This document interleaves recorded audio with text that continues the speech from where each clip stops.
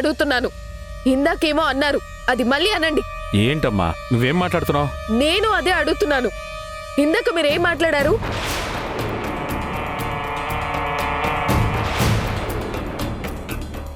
మా నాన్నతో ఏదో అన్నారు కదా, ఏది ఇప్పుడు నా ముందనండి.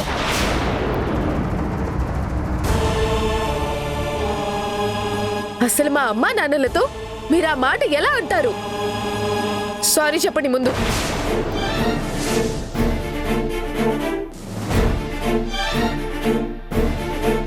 మధు, ఏంటిది? అత్తయ్య, ఈయనేం మాట్లాడారో మీకు తెలుసా? నువ్వేం మాట్లాడుతున్నావు మధు? అత్తయ్య, అమ్మా నాన్నలకి ఈయనని సారీ చెప్పమని చెప్పండి. ఆయన సారీ చెప్పడం ఏంటి మధు? అసలు ఆయన ఎవరో తెలుసా నీకు? ఆయన ఎవరైతే నాకేంటత్తయ్య? మా అమ్మా నాన్నని హర్ట్ చేశారు. మా అమ్మా నాన్నల్ని అనవసరంగా ఏమైనా అంటే నేను ఊరుకోను. ముందు ఈయనని సారీ చెప్పమని చెప్పండి అత్తయ్య. అంత పెద్ద మనిషి మీద గొంతు చించి మాట్లాడినందుకు ముందు నువ్వే ఆయనకు సారీ చెప్పాలి.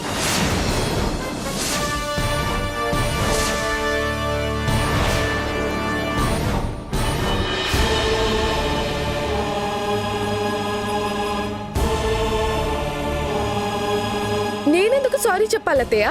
అమ్మా మధు, ఊరుకో అమ్మా. నానా, మీరు ఊరుకోండి. మర్యాదగా మీరు సారీ చెప్పండి. మధు, ముందు ఆయనకు సారీ చెప్తావా లేదా? సారీ చెప్పేంత తప్పు నేనేం చేయలేదు. నేను సారీ చెప్పను.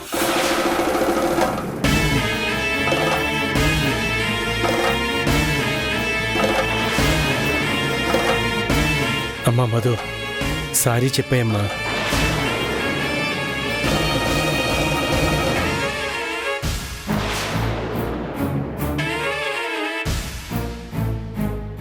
మధు, సారీ చెప్తావా లేదా?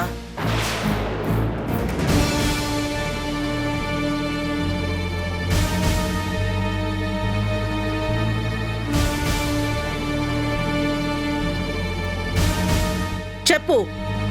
సారీ.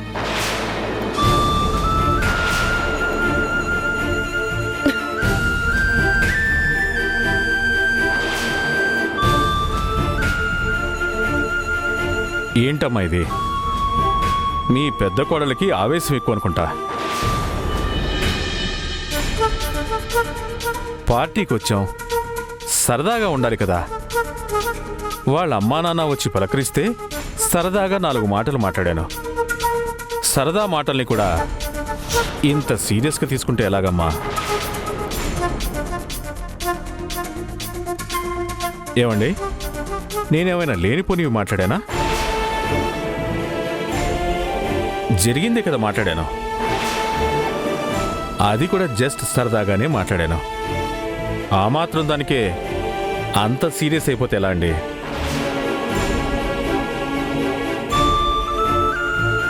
మనం ఉన్న ప్లేస్ ఏంటి, అకేషన్ ఏంటి అని చూసుకోకపోతే ఎలా అండి? మీరైనా కాస్త చెప్పండి మీ అమ్మాయికి. మీ ఇంట్లో ఉన్నట్టే అన్ని చోట్ల ఉంటామంటే కుదరదు కదా.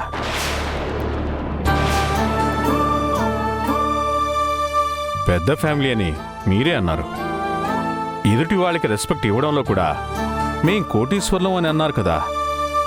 ఆ మాత్రం అర్థం చేసుకోకపోతే ఎలా అండి? ఇలా అయితే కష్టం అండి. ఇంట్లో గారాభంగా పెరిగిన పిల్ల, మీలాంటి వాళ్ళని కలవడం కొత్త. అమ్మాయికి ఇవన్నీ తెలియవు కదండి. తెలీదంటే ఎలా అన్నయ్య? మీరైనా చెప్పాలి కదా. ఎవరితో ఎలా మాట్లాడాలో తెలియకపోతే ఎలా అన్నయ్య? మీరు రండి, డిన్నర్ చేయండి.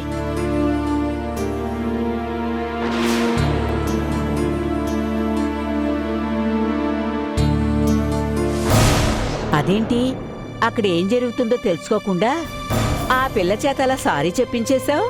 అందులోనూ ఆ మూర్తి మనకి పోటీదారుడు, అంటే మన శత్రువులాంటోడు. నీ మొగుడికైతే సపరేట్గా చెప్పక్కర్లేదు, అతని శత్రువుని చూసినట్టే చూస్తాడు. అలాంటోడితో ఆ పిల్ల ఎందుకు గొంతు పెద్ద చేసి మాట్లాడిందో తెలుసుకోకుండా ఆ పిల్ల చేత సారీ చెప్పించేశావు. వాళ్ళని చూడు ఎంత ఫీల్ అవుతున్నారో. వాళ్ళని గనక నీ మొగుడు చూశాడు అంటే ఏం జరిగిందని అడుగుతాడు. వాళ్ళు చెప్తారు. నీ మొగుడు పెద్ద గొడవ చేస్తాడు. వాళ్ళు కుక్కిన పేన్లా ఉంటారమ్మా. అవమానాల్ని దిగమింగేస్తారు. అంతే తప్ప బయటికి చెప్పరు. జరిగిందంతా మా ఆయనకి చెప్తే నాకు మా ఆయనకి గొడవ అవుతుందని వాళ్ళకి తెలుసు. కాబట్టి మా ఆయనతో ఏమీ చెప్పరు. నీ మొగుడికి చెప్పకపోయినా నీ గురించి చెడుగా అనుకుంటారు కదా. ఎంతకాలం మంచిగా ఉన్నావు. ఇప్పుడు వాళ్ల ముందే వాళ్ల బిడ్డ చేత ఎవడికో క్షమాపణలు చెప్పిస్తే అత్తేంటి ఇలా ఉంది, మా బిడ్డ ఏం చేసిందో కూడా పూర్తిగా తెలుసుకోకుండా పరాయివాడికి క్షమాపణలు చెప్పించిందని తప్పుగా అనుకుంటారు కదా. ఒక రకంగా అది నీకే ప్రమాదం కూడాను. ఎంతకాలం నువ్వేంటో నీ నిజస్వరూపం ఏంటో కొంచెం కూడా బయటపడకుండా జాగ్రత్త పడి ఇప్పుడెందుకు పుసుక్కుని ఇలా ప్రవర్తించావు? మధు వాళ్ళ అమ్మా నాన్న ఇంటికొచ్చి అప్పుడే బయలుదేరతామంటే వాళ్ళని పార్టీ చూసుకుని భోంచేసి వెళ్ళమని చెప్పింది. వాళ్ళకి పంచభక్ష పరమాన్నాలు తినిపించి పంపిద్దామని కాదమ్మా. ఏదో ఒక రకంగా సందర్భం చూసుకుని అవమానించి పంపిద్దామని. నేను అనుకున్నది నా ప్రమేయం లేకుండానే జరిగింది. అలాంటి సందర్భాన్ని నేనెందుకు వదులుతాను? అందుకే నేను చెయ్యాల్సింది నేను చేశాను. డబ్బున్న వాళ్ళు ఒకటే అని వాళ్ళకు అనిపించాలి. డబ్బు లేకుంటే విలువ ఉండదని తెలియాలి. రేపు ఈ ఇంట్లో నా కూతురు పరిస్థితి ఏంటి, మా పరిస్థితి ఏంటి అని ఆలోచన వాళ్ళల్లో మొదలవ్వాలి. మనం ఏం చేసినా తీసుకోవడానికి వాళ్ళు ప్రిపేర్ అవ్వాలి. రేపు మధుని ఏం చేసినా దాన్ని ఇంట్లో నుంచి బయటికి గెంటేసినా ఆ సిచ్యువేషన్ని తీసుకోవడానికి వాళ్ళు సిద్ధంగా ఉండాలి. అందుకే వాళ్ళకి శాంపుల్ చూపించాను. నీ ఆలోచన బావుంది, కానీ నీ మొగుడు గురించి ఆలోచిస్తేనే కొంచెం భయంగా ఉంది. నీ మొగుడు ఆ రామచంద్ర ప్రాణ స్నేహితుడు. అతని మొహం చూస్తేనే నీ మొగుడు కనిపెట్టేస్తాడు. మెల్లగా ఆరా తీశాడనుకో, మీ మధ్య గొడవలు జరగకూడదని ఆ రామచంద్ర సైలెంట్గా ఉన్నా ఆ రమణి ఊరుకోదు. జరిగిందంతా చెప్పేస్తుంది. పెద్ద గొడవ అవుతుంది. అసలు ఆ మూర్తి ఇక్కడికి రావడమే నీ మొగుడికి ఇష్టం లేదు. నీ కోడల్ని నెత్తిమీద పెట్టుకున్నాడు. అలాంటి కోడలి పిల్ల చేత ఆ మూర్తికి క్షమాపణలు చెప్పించావు అంటే ఎంత గొడవ చేస్తాడో ఒకసారి ఆలోచించు దేవకి. ఎంతకాలం నీ మీదున్న అభిప్రాయం ఒక్కసారి మారిందనుకో మొత్తం దెబ్బైపోతుంది. ఈ మాత్రం ఆలోచన నాకు రాకుండా ఉంటుందమ్మా. నేను అన్నీ ఆలోచిస్తాను. అందుకే ఏ టైంలో ఏం చేయాలో నాకు బాగా తెలుసు. గిల్లాల్సిన టైంలో గిల్లుతాను, ఊయలు ఊపాల్సిన టైంలో ఊయలు ఊపుతాను. బాధపడుతుంటారు, పడిని కాసేపు.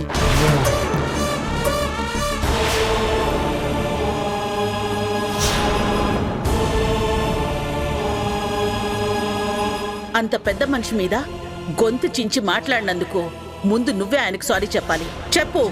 ఆ పెద్ద మనిషి అన్ని మాటలన్నా కూడా అతనేమి అనకుండా ఏ తప్పు చేయని నాతో సారీ చెప్పిస్తారా? కనీసం నేను చెప్పేది కూడా వినిపించుకోరా? అసలు ఆయన ఏమన్నాడో కూడా తెలుసుకోకుండా నా నోరు మూయించారు.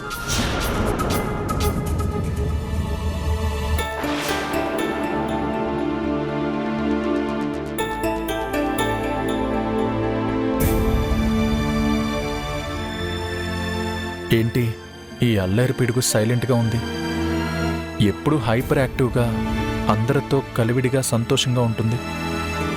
అలాంటిది అందరికీ దూరంగా మౌనంగా ఉందేంటి?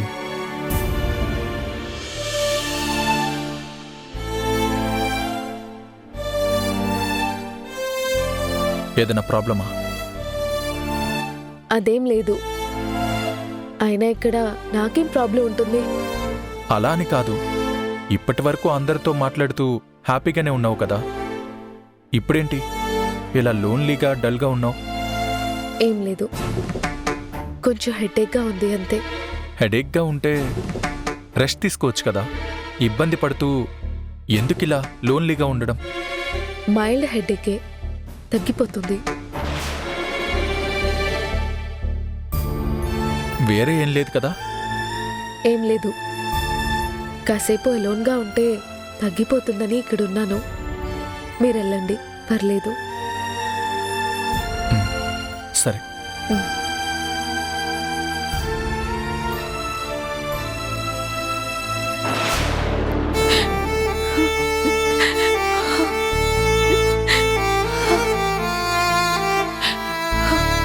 వద్దు, వెళ్ళిపోదామండి. మనకింత అవమానం జరిగినా మన బిడ్డని మన కళ్ళెదుటే అవమానిస్తుంటే ఇదంతా చూడటానిక మనం ఉన్నాం. వద్దు, వెళ్ళిపోదామండి ఇక్కడి నుంచి. ఏం మాట్లాడుతున్నావు రమణి?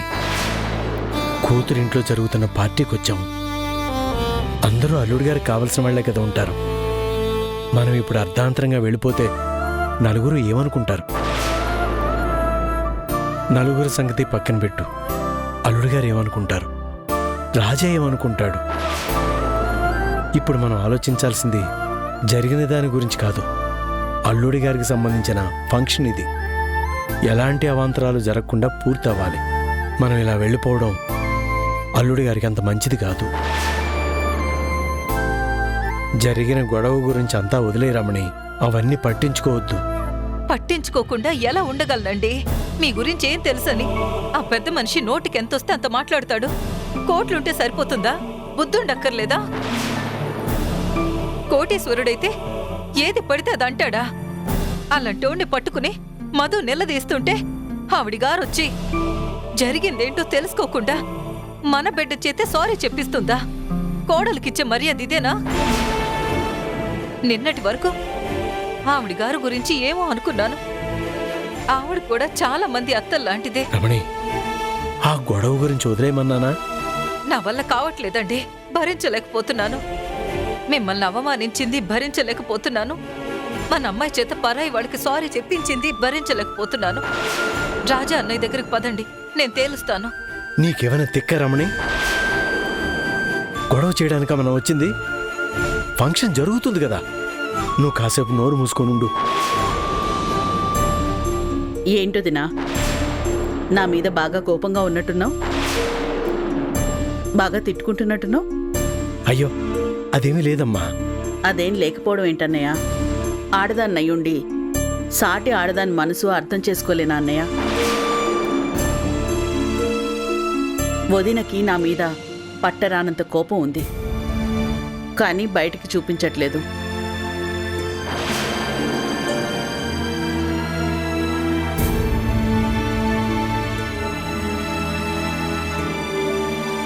మీరెంత బాధపడుతుంటారో, మీరెంత కోప్పడుతుంటారో నాకు తెలుసు వదినా. నేను అర్థం చేసుకోగలను. మీకు ఖచ్చితంగా నా మీద కోపం వచ్చుంటుంది, అది నాకు క్లియర్గా తెలుసు. మీ ప్లేస్లో నేనున్నా కోప్పడేదాన్నే, బాధపడేదాన్నే. కానీ ఏదైనా మనకు అర్థం కావాలంటే ఆవేశం ఉండకూడదు, ఆలోచన ఉండాలి. మీరు ఆవేశంలో ఉన్నారు కాబట్టి నా మీద కోపం తెచ్చుకుని ఉంటారు. మీరే ఇంత బాధపడుతున్నారు అంటే కోడలు ఇంకెంత బాధపడి ఉంటుందో. ఇంతకీ ఏది కోడలు పిల్ల?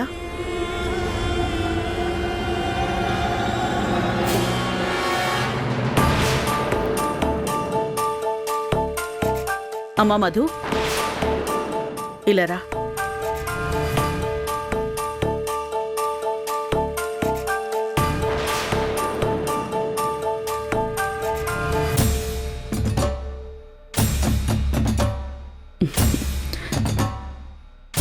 సారీ అమ్మా.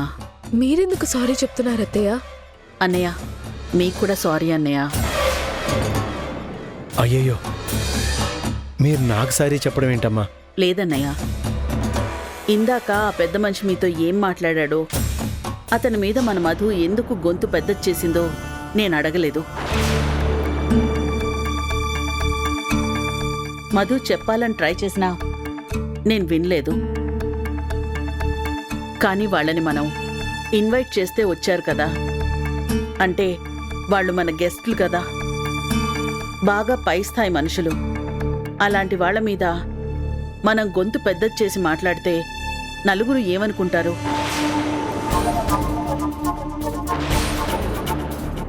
వాళ్ళని అవమానించడానికే మనం పార్టీకి పిలిచామనుకుంటారు.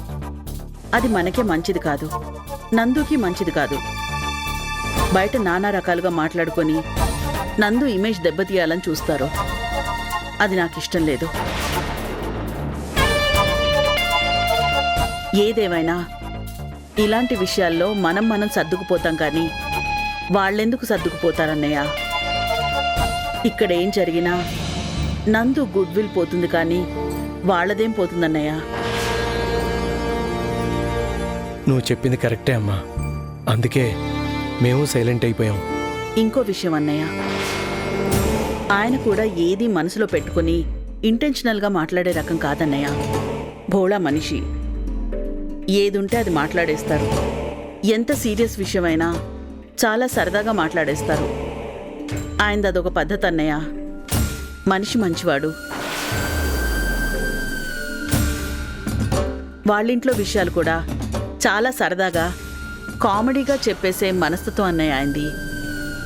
ఆయన మాటల్ని మీరు సీరియస్గా తీసుకోవద్దు, అపార్థము చేసుకోవద్దు.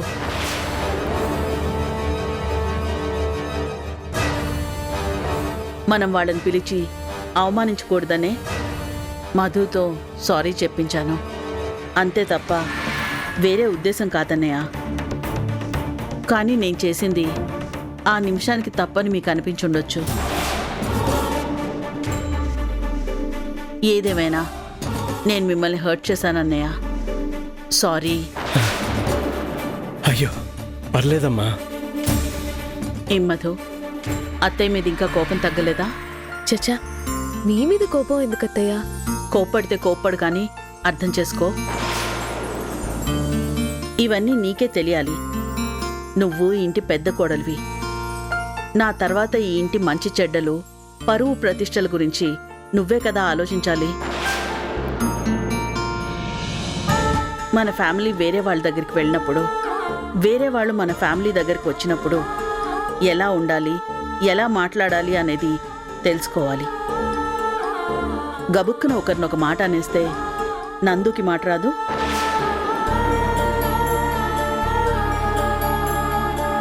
సరే, ఇప్పటికే బాగా ఆలస్యమైంది. భోంచేద్దాం పదండి. పదండి.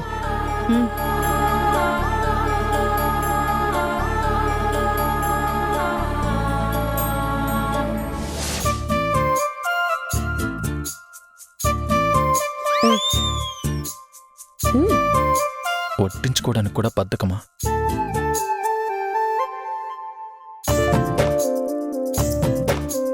బఫేలో ఇంకా ఐటమ్స్ ఉన్నాయి తల్లి. ఏంటి అలా చూస్తారు? బఫే అంటే మొహమాటం లేకుండా కావలసినంత తినడానికేగా.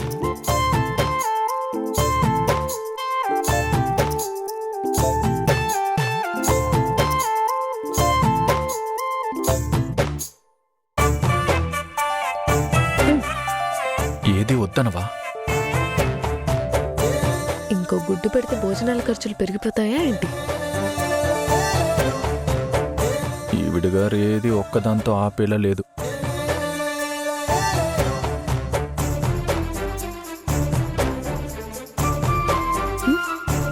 ఆ పన్నీర్ పెట్టచ్చుగా.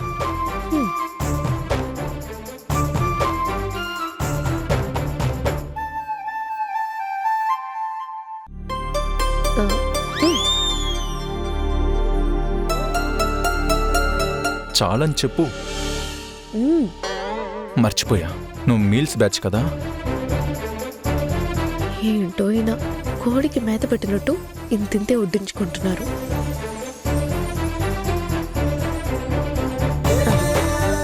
ఈవిడిగారు మాత్రం మేక మేసినట్టు ఏది వదిలేలా లేదు. మీకు తినడానికి మొహమాటం అయితే వడ్డించడానికే.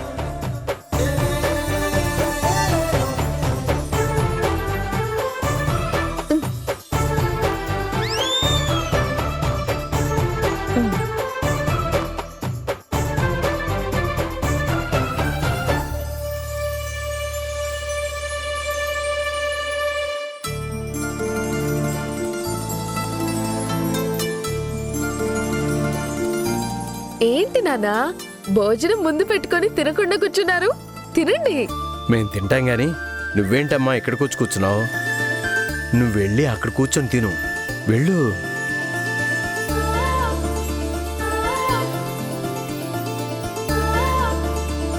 ఏంటమ్మా ఆలోచిస్తున్నావు? వెళ్ళి అక్కడ కూర్చొని తిను.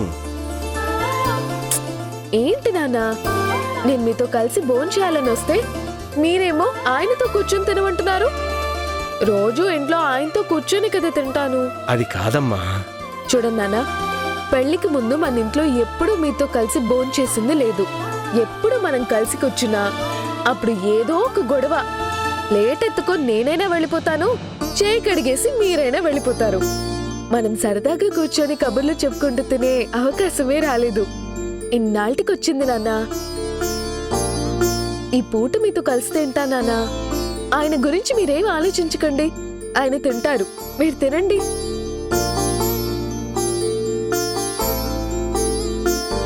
ఏంటి నాన్న అలా చూస్తున్నారు? ఏం లేదమ్మా.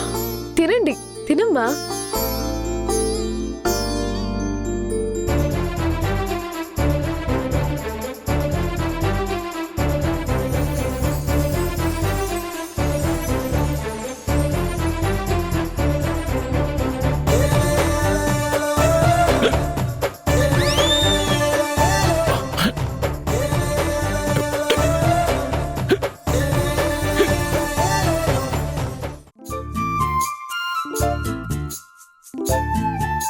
ఏంటి అలా చూస్తున్నావు?